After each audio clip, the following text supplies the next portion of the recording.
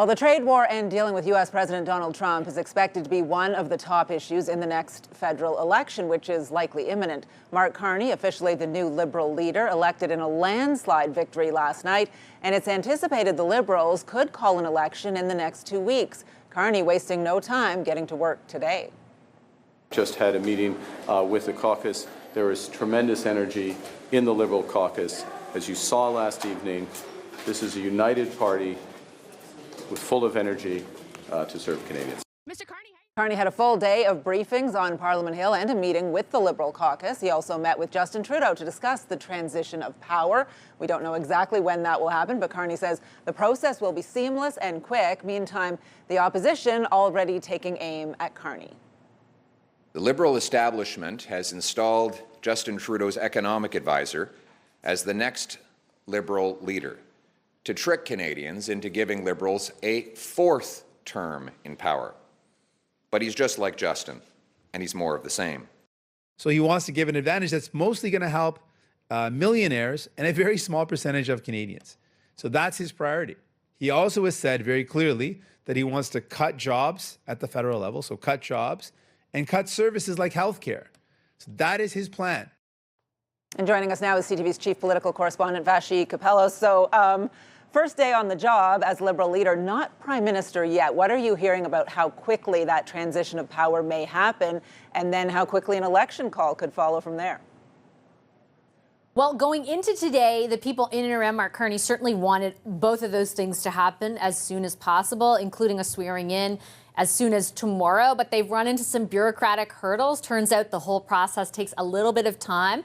So that may be pushed a day or two. What I'm hearing, though, is that they still hope to head to an election as soon as possible, whether that be next week or in the days that follow. So I think, essentially, we should prepare for the possibility of both of those things happening much, much sooner rather than later.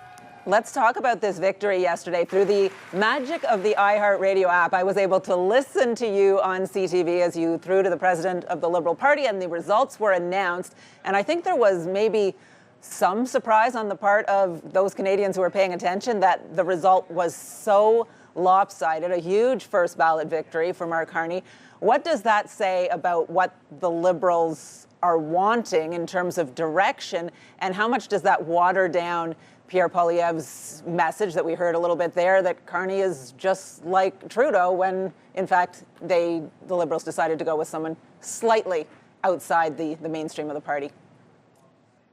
I think the one thing that it tells me most specifically, Patricia, is that the Liberals want to be competitive in the next election, and therefore they chose Mark Carney because they believe that he is their best chance of being so. And I mean, there's public opinion polling that underscores that point over the last 2 months or 6 weeks, to be more specific, where we've seen a massive shift to the Liberals, away from the NDP and slightly away from the Conservatives as well, which has resulted in a condensing of the gap, the very wide gap that existed before the start of this year. So I think that was the number one thing they were concerned about. That win, the decisive nature of the win, is hard to overstate. I mean, the closest competitor in former Finance Minister Chrystia Freeland, who, by the way, was the person who kicked this entire process off, had a super high-profile role for close to a decade.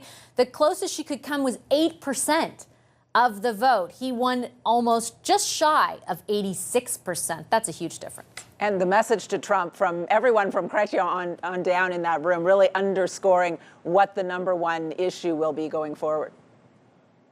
Yeah, they sure hope it is. It's so analogous to what we saw in Ontario with Premier Ford there, right, who saw the political moment in front of him and capitalized on it from a political perspective, disagree or agree, and called that snap election. I think that's the main reason informing why there's going to be an election so soon. They see how seized Canadians are with this threat and the degree to which, largely from a political perspective, the Liberals have benefited more than other parties at this juncture in time. And I think they think their best shot is a campaign now because of the focus on Trump and the threat that he poses. All right, Vassy, thank you very much. We'll talk again soon. You bet, anytime, Patricia.